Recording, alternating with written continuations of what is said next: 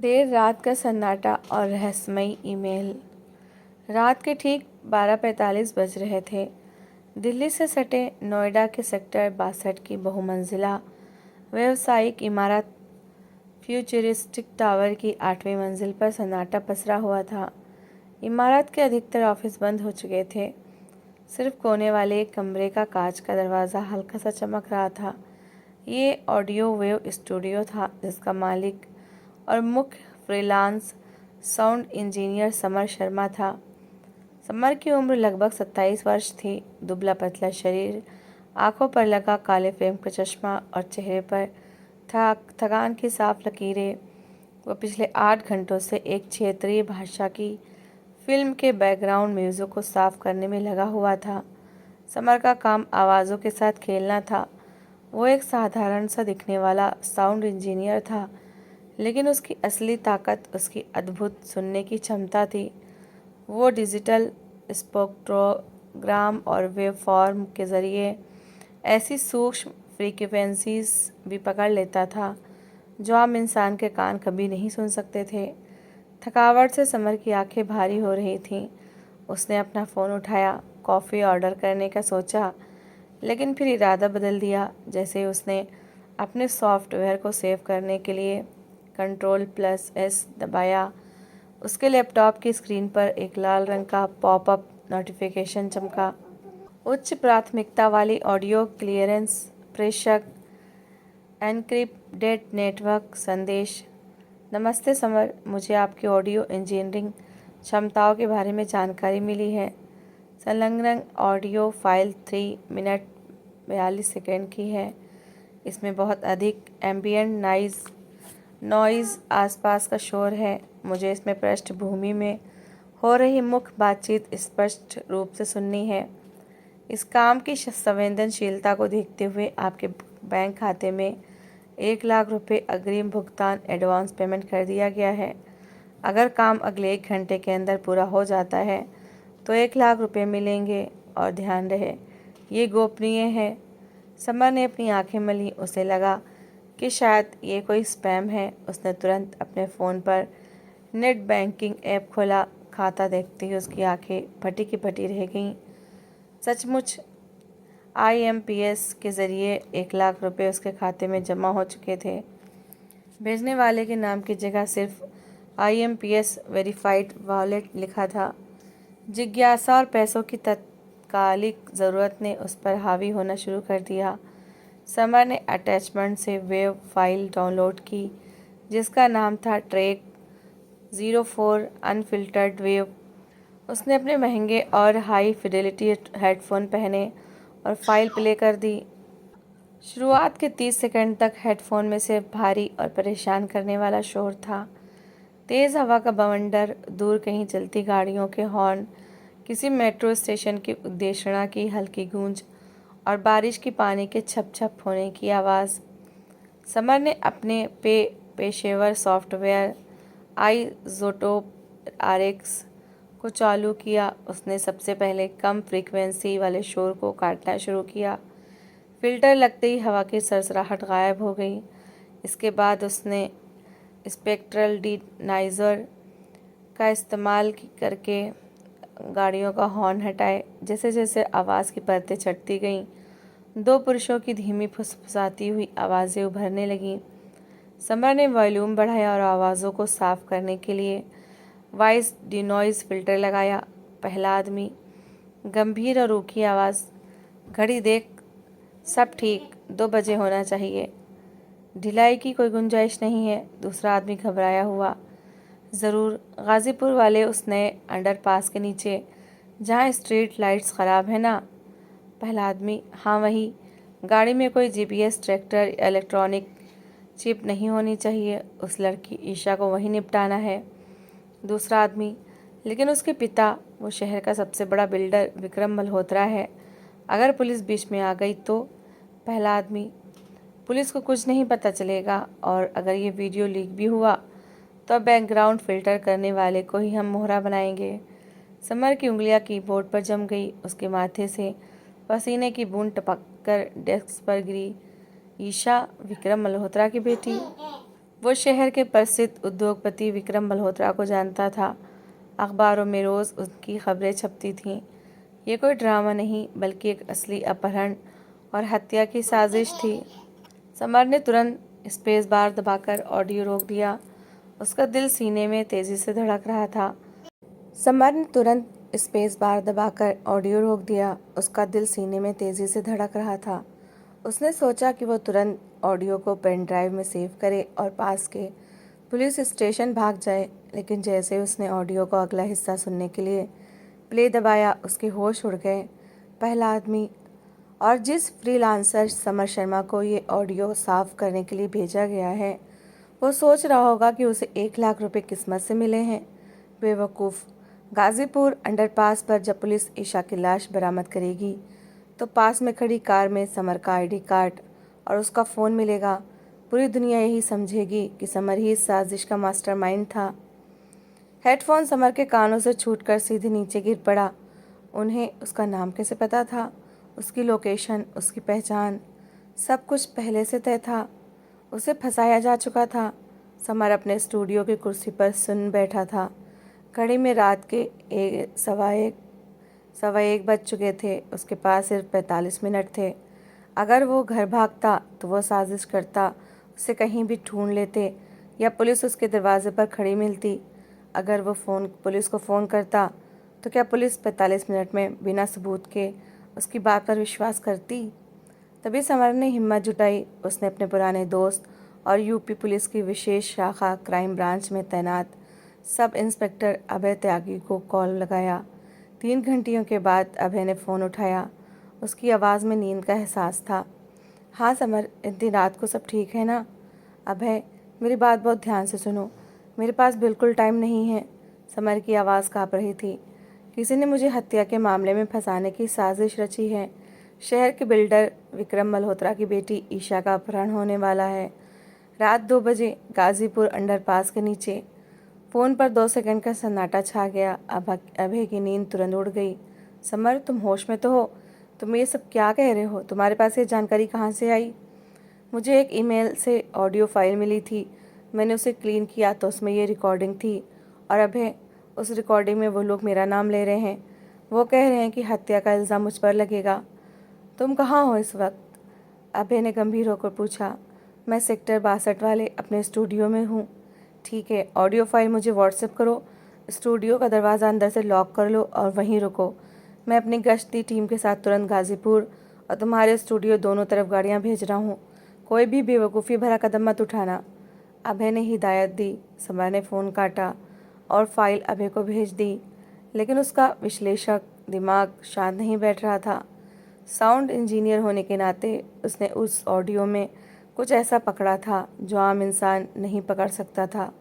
उसने फिर से हेडफोन लगाए और ऑडियो के सबसे शांत हिस्से का विश्लेषण करना शुरू किया। वार्तालाप के पीछे मेट्रो का शोर। लेकिन जब समर उच्च आवृत्ति हाई फ्रिक्वेंसी वाले फ़िल्टर लगाए तो उसे एक बहुत हल्की नियमित टिक टिक खट टिक की आवाज़ सुनाई दी। ये आवाज़ किसी मेट्रो की नहीं थी। ये एक पुराने मैकेनिकल टाइपराइटर के कीबोर्ड के दबने और उसके रिबन के घूमने की आवाज़ थी। समर की आंखें चौड़ी हो गईं। मेट्रो स्टेशन पर टाइपराइटर? असंभव, उसने समझ लिया। मेट्रो स्टेशन का शोर तो ऊपर से जोड़ी गई एक नकली परत साउंड लेयर थी। असली रिकॉर्डिंग किसी बंद कमरे में की गई थी जहाँ कोई पुराना टाइपराइटर इस्तेमाल कर रहा था। और फ्यूचरिस्टिक टावर की 8वीं मंजिल पर समर के स्टूडियो से ठीक 3 कमरे छोड़कर एक पुरानी कबाड़ की दुकान और आर्काइव रूम था जहाँ इमारत का बूढ़ा चौकीदार आज भी पुराना टाइपराइटर इस्तेमाल करता था। समर की रीढ़ में एक ठंडी सी हिरन दौड़ गई। वो ऑडियो फाइल किसी दूर दराज के इलाके से नहीं भेजी गई थी। वो इसी इमारत की इसी मंजिल से रिकॉर्ड की गई थी। फंसाने वाला कोई अजनबी नहीं बल्कि इसी इमारत में छिपा हुआ था। समर ने अपनी मेज़ से एक भारी मेटल का टार्च उठाया। उसने अपने स्टूडियो की लाइट बंद की और दबे पांव दरवाज़ा खोला। गलियारे कॉरिडोर में पूरी तरह अंधेरा था।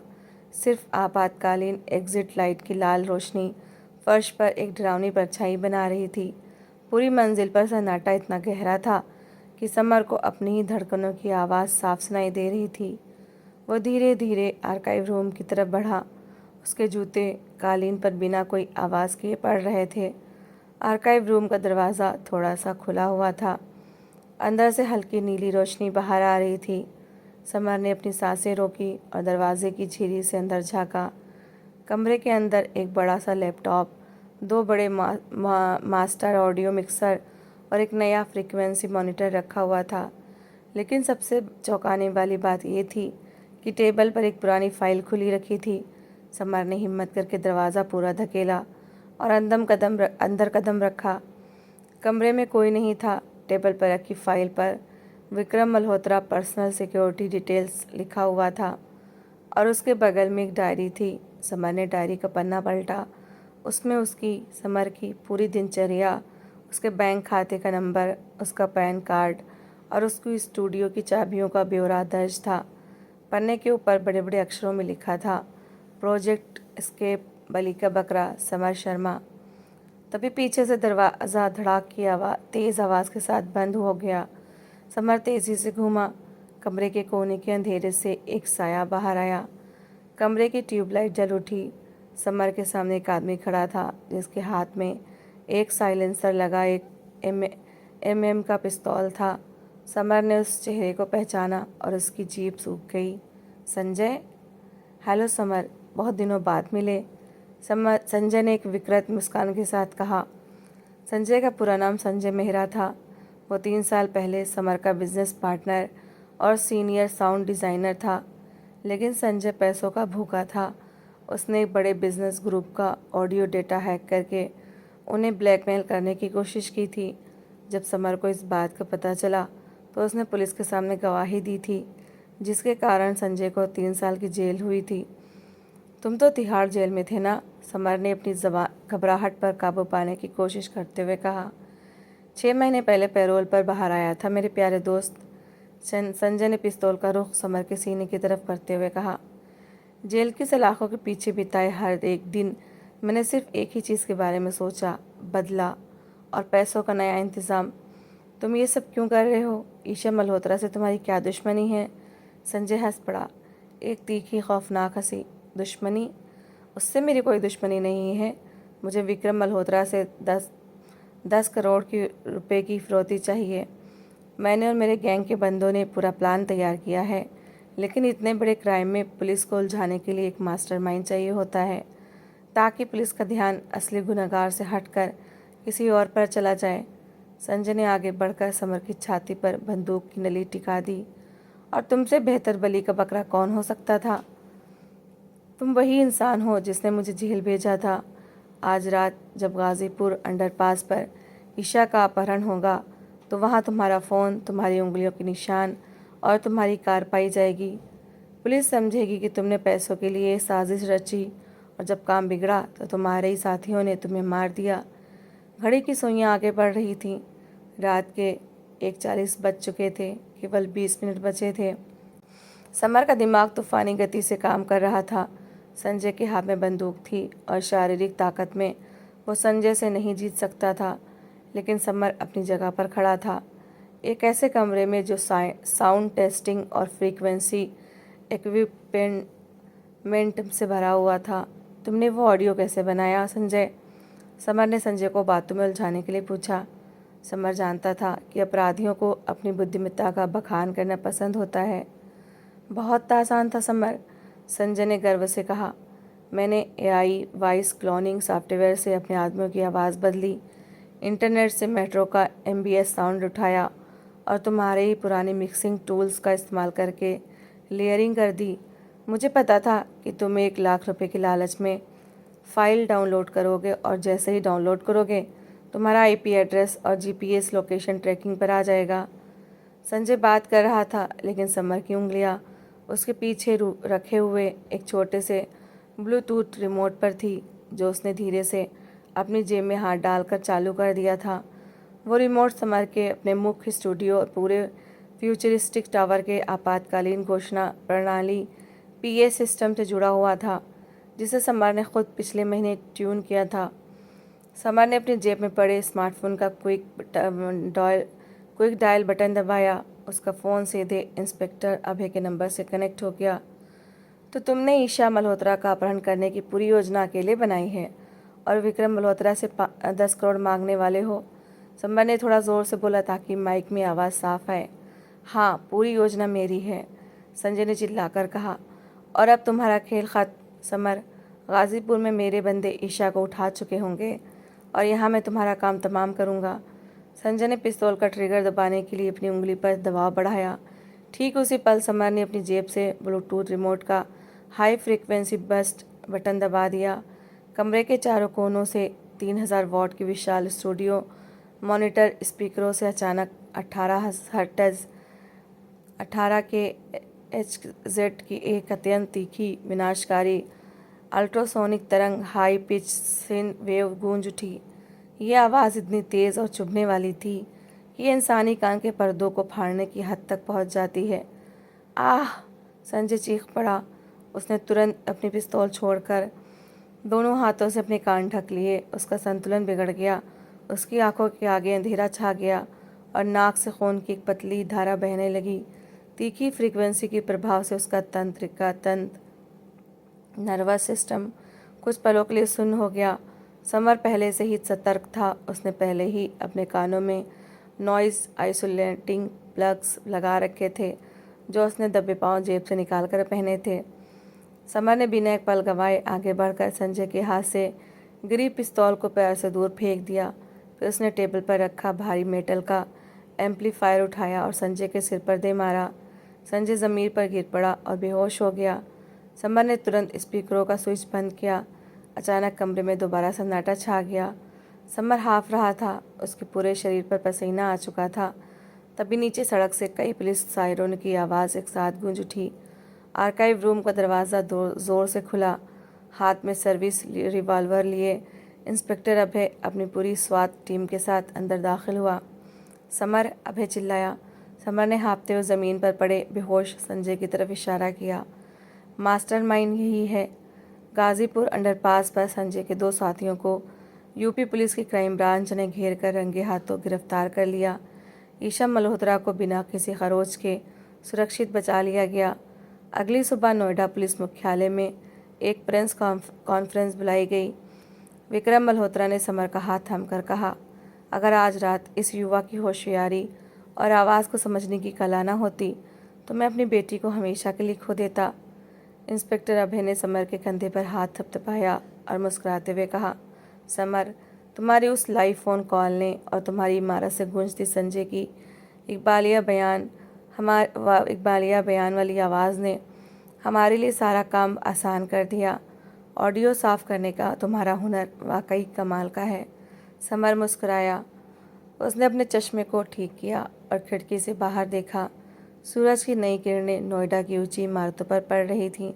शहर में अब गाड़ियों की चहल पहल और शोर शुरू हो चुका था, लेकिन समर के लिए वो शोर अब ख़तरनाक नहीं था। उसने समझ लिया था कि झूठ और साजिश की आवाज़ें चाहे कितनी भी ऊंची क्यों ना हो, सच की फ्रीक्वेंसी हमेशा उनसे साफ और तेज़ होती है। तो दोस्तों, इस कहानी को लेकर आपकी क्या राय है? कमेंट सेक्शन में अपनी राय ज़रूर शेयर करें। और अगर आपको हमारी आज की कहानी अच्छी लगी हो तो प्लीज़ इसे लाइक शेयर ज़रूर करें और ऐसी ही emotional, suspense, family story, love story, motivational story को सुनने के लिए मेरे चैनल को सब्सक्राइब ज़रूर करें। तो मिलते हैं एक नई और दिलचस्प कहानी के साथ। Thanks for watching.